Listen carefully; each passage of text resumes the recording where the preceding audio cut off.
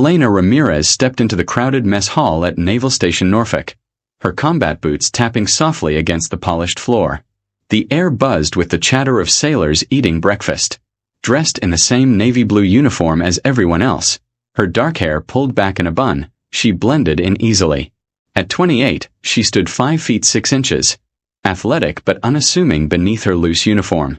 Her sharp brown eyes swept the room, instinctively noting exits and possible threats, a habit ingrained from years of training few others here could imagine. She grabbed a tray, accepted scrambled eggs, bacon, and toast from the server with polite but brief replies, then settled at a table in the back. Elena preferred eating alone, using the time to think and observe. Today, though she didn't know it yet, would test everything her secret career had prepared her for. At a nearby table, 4 young recruits whispered while watching her. Jake Morrison, tall and cocky, smirked. Look at her. Thinks she's tough just 'cause she wears the uniform. Marcus Chin laughed, adding, Women think they can do everything men can. Ridiculous. Tommy Rodriguez cracked his knuckles. Someone should teach her respect. Only David Kim stayed uneasy, but he stayed quiet under peer pressure. When they finished eating, instead of leaving, the 4 approached her. Jake leaned over her table. Excuse me, sailor. Shouldn't you be home taking care of kids or something? Elena looked up calmly. I'm eating breakfast. She took another bite, unfazed. Marcus crossed his arms. Women don't belong in combat. You're just taking spots from men who can actually do the job. Tommy sneered from her side. Maybe you got confused. The Navy isn't for playing dress-up. David reluctantly completed their circle as nearby sailors stopped to watch the tension rise. David still felt uneasy but stayed with his friends. The 4 recruits now had Elena surrounded, though she kept eating as if nothing was unusual. I think you should apologize for taking a man's job, Jake said, louder this time. Maybe transfer to something more suitable, like the kitchen. Elena calmly set down her fork and looked up. Her eyes shifted, no longer relaxed, but sharp with readiness. I'm not interested in this conversation, she said quietly.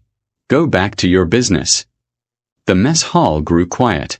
Some sailors looked ready to step in, others waited to see what would happen.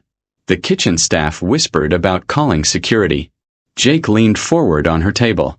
We're not done. You need to learn respect for the men who actually belong in uniform.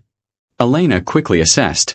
4 opponents, larger than her, fresh out of training, blocking her movement. They wanted to intimidate her, but they had just made a mistake. Sailors nearby held their breath, some reaching for phones, others preparing to interfere or move aside. She slowly pushed her tray away and stood. Though shorter than all 4 men, her posture radiated calm authority. Last chance, she said, her voice carrying across the hushed room. Walk away and we'll forget this happened. Jake laughed. You're not in any position to make threats. 4 against 1. You should be the one walking away. Marcus stepped closer. She's never been in a real fight. All talk, no action. What they didn't know was that Elena Ramirez had graduated from Navy's basic underwater demolition/SEAL training just 18 months earlier. One of the few women to endure it. Officially listed as a logistics specialist, her record hid her real skills. She was trained to survive hostile environments, master combat, and make instant decisions under pressure. Tommy moved in with a grin. I think she's scared. Look at her, frozen. But Elena read them easily. Jake was the leader and most aggressive. Marcus was nervous but desperate to prove himself. Tommy was loud, reckless, undisciplined. David wanted no part of this. She was already planning her response. End it quickly, minimal force if possible, overwhelming force if necessary. The confined mess hall would actually give her the advantage.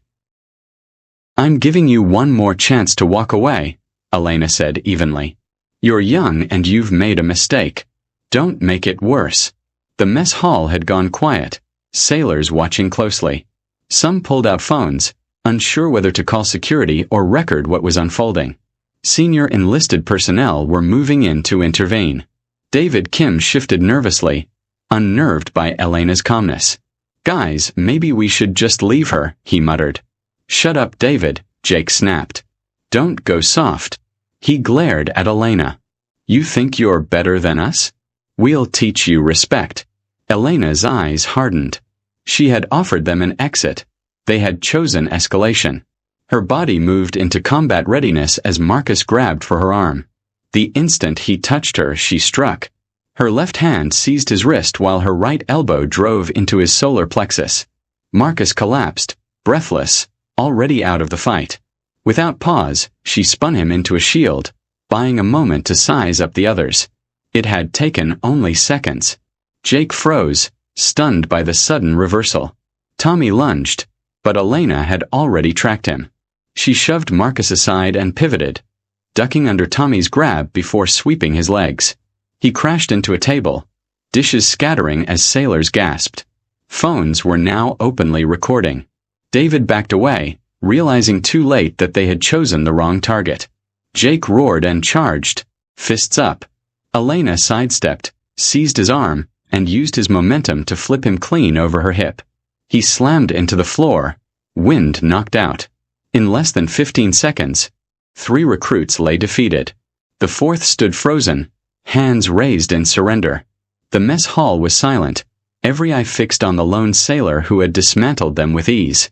Elena Ramirez stood calmly in the center of the mess hall, barely winded despite disabling 3 recruits in under 15 seconds. Jake Morrison groaned on the floor, his earlier arrogance replaced with disbelief. Marcus Chen was still doubled over, fighting to catch his breath, while Tommy Rodriguez sat among overturned chairs, clutching his ankle. Sailors murmured in shock, phones already capturing and sharing the scene. Some veterans nodded knowingly, recognizing elite combat skills. Holy crap, whispered Petty Officer Johnson. She dismantled them like children. Chief Petty Officer Williams pushed through the crowd, his seasoned eyes taking in the aftermath. Elena stood relaxed but alert, scanning faces for further threats. Everyone step back and give them room, Chief Williams ordered, clearing space around the recruits. David Kim lowered his hands, trembling. I'm sorry, he said quietly. We didn't know. Elena's gaze was firm. Didn't know what? That because I'm a woman, I couldn't defend myself? That I don't deserve this uniform? Jake slowly stood, clutching his back, his voice stripped of arrogance. We made a mistake. We didn't realize what you were. Marcus straightened, shaken by the precision of her strike. Tommy, favoring his ankle, avoided her eyes, humiliated.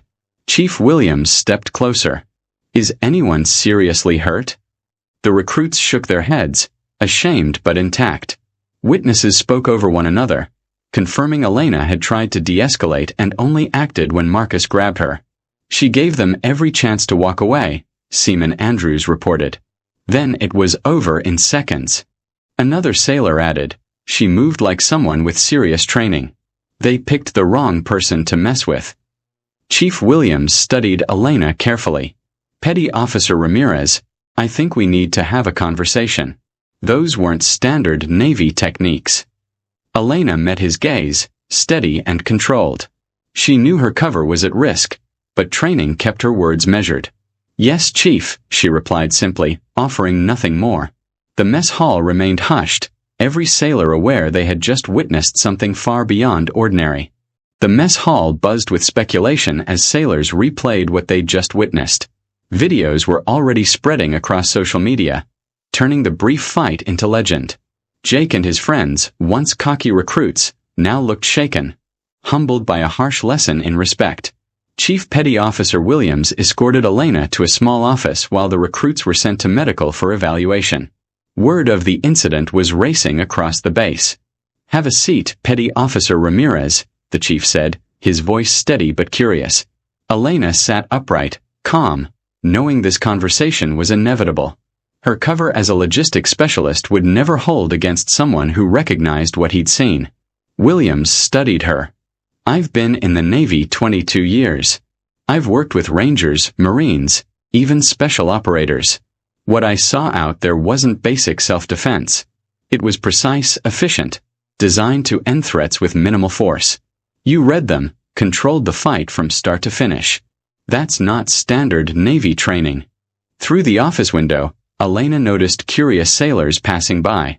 She knew the footage was already spreading far beyond the base. The chief opened her file. According to this, you're a logistics specialist. Clean record, good performance. But logistics specialists don't fight like SEALs. At the mention of SEALs, a flicker crossed Elena's face. Barely noticeable, but not to Williams. He leaned forward. I was right, wasn't I? You're not really logistics. Those were SEAL techniques I saw. Elena drew a quiet breath, realizing she stood at a crossroads. Deny or admit the truth. Elena weighed her options. Cling to her cover and hope for protection, or trust the chief with part of the truth. Finally, she said, Chief, I need to make a phone call. Certain people must be notified before I can discuss my background. Williams nodded. I figured. Use my phone. She dialed a number she had memorized for emergencies. After 2 rings, a voice answered. Yes. This is Falcon 7, Elena said, using her code name. My cover is blown. I need guidance. Stand by. She listened to typing in the background. Then the voice returned. You are authorized to reveal SEAL status to the senior enlisted present. A new cover will be arranged within 24 hours. Mission remains unchanged. Understood, she replied. What about witness statements? Local command will receive guidance. It will be classified as self-defense. No disciplinary action. But your cover on this base is compromised. Elena exhaled quietly. Relieved, but uneasy. Will I be reassigned? Not yet. Finish current objectives. Expect transfer in coming months. When she hung up, she called Williams back in. He sat across from her, expectant. You were right, Elena said carefully. I am a SEAL. My logistics cover exists to protect a classified mission. That's all I can say. The chief gave a dry nod. Well, that cover's gone. Half the base saw you dismantle those recruits like a martial arts demo. A faint smile touched her lips. I tried to de-escalate. And you did, he agreed. Witnesses said you gave them every chance to walk away. When he grabbed your arm, you were within your rights. A knock interrupted them. A young sailor entered, handing Williams a tablet. Chief, you need to see this. The video is already viral. Over 50,000 views in the last hour. Williams studied the footage. Multiple angles showing Elena's precise, efficient movements. She leaned in, realizing the scale of what had just been exposed. The chief watched the footage of Elena ending the fight. This is going to draw a lot of attention, he said grimly. Media outlets are probably already trying to identify everyone involved. Your classified mission just became more complicated. She knew he was right. Her cover was no longer just locally compromised. It was potentially exposed worldwide. Within hours, the video had over 2 million views. Headlines read, Female Navy sailor takes down 4 male recruits, and mystery woman's combat skills stun military base. In her office, Captain Rebecca Torres faced a crisis unlike any in her 25 years of service. Calls poured in from reporters and Pentagon officials demanding answers. Lieutenant Commander Hayes brought grim news. The 4 recruits had been identified online and were receiving threats. Torres sighed. What about Petty Officer Ramirez? She's been moved to secure quarters, Hayes replied. People are trying to identify her too. Meanwhile, in a secure conference room, Elena met with her superiors via video link. Captain Martinez delivered the verdict. Falcon 7, your mission is compromised. We'll extract you and build a new operational plan. Elena felt frustrated. 18 months of groundwork. Lost. Is there any way to salvage it? She asked. Commander Johnson shook his head. Your skills are public now. Anyone trained can identify you as a SEAL. Your cover is gone. Across the base, sailors gossiped about the incident. The 4 recruits, once cocky, now faced humiliation. Jake Morrison picked at his lunch in silence. Marcus Chin muttered, We thought she was weak. We attacked a SEAL. Rodriguez limped to the table, regret replacing his bravado. David Kim admitted, I knew it was wrong, but I didn't want to look weak. They were learning lessons about respect that training alone hadn't taught them. At a leadership meeting, Chief Williams defended her actions. She showed remarkable restraint. She neutralized them without causing serious injury. Dr. Lisa Chen, the psychiatrist, noted, their bias led them to underestimate her. That prejudice was their undoing. Back in the secure briefing, Admiral Roberts pointed out, the public response has been supportive. This could help recruitment. But Captain Martinez cautioned, if one operator can be identified online, others may be at risk. Elena listened in silence, pride mixed with disappointment. Her mission was finished, but her abilities had been recognized. What about the intelligence I gathered? She asked. We'll find other ways, Johnson said. An aide entered with urgent news. Reporters from major networks were on their way to the base. Elena realized her life had changed forever. The quiet anonymity of her work was gone. Her face, and her skills, were now known worldwide. 2 weeks after the mess hall incident, the viral videos had been viewed over 50 million times. The 4 recruits who confronted her now lived with the weight of their poor judgment being exposed worldwide. Meanwhile, Elena Ramirez found herself at the center of a global conversation about women in combat and military excellence. The Pentagon chose to embrace the moment. Her cover as a logistics specialist was dropped, and she was reassigned to public affairs, traveling to recruitment events and speaking about her experiences. At a Navy recruiting station in Chicago, she told young women, the most important lesson isn't about fighting. It's about not letting assumptions define you. They saw a woman and assumed I was weak. They were wrong, just like people might be wrong about you. Back at Norfolk, the 4 recruits were finishing training under close supervision. Their mistake became a leadership case study about respect and assumptions. Jake Morrison changed the most, writing a letter of apology and admitting, we thought she was an easy target, but she was one of the most elite warriors in the military. It makes me question what else I've been wrong about. Marcus Chen studied Navy SEAL training, realizing how much skill and restraint it took for her to stop them without causing real harm. Tommy Rodriguez turned to martial arts, trying to understand the techniques she used against them. David Kim, who had hesitated during the incident, admitted to counselors, I knew it was wrong, but I stayed silent. Real weakness is not standing up for what's right. Together, they became unlikely advocates for respect and inclusion. Their experience now a teaching tool for other recruits. Meanwhile, Elena traveled the country, speaking at schools and bases. At the Naval Academy, she reminded future officers, leadership isn't about being the loudest. It's about recognizing strengths in others and creating an environment where everyone can reach their potential. One young midshipman admitted she almost quit after hearing she didn't belong, but Elena told her, you don't need to be like me. You need to be the best version of yourself. The ripple effects of that 45-second encounter spread far beyond the base. It sparked conversations about bias, respect, and equality across the military and beyond. What began as an act of harassment had turned into a powerful lesson. Elena hadn't just defended herself. She had defended the values that made the military stronger. If this story moved you, don't let it end here. Share it with someone who needs the reminder that strength isn't always what it seems. Leave a comment with your thoughts on respect, leadership, and resilience, and subscribe for more stories that inspire and challenge the way we see the world.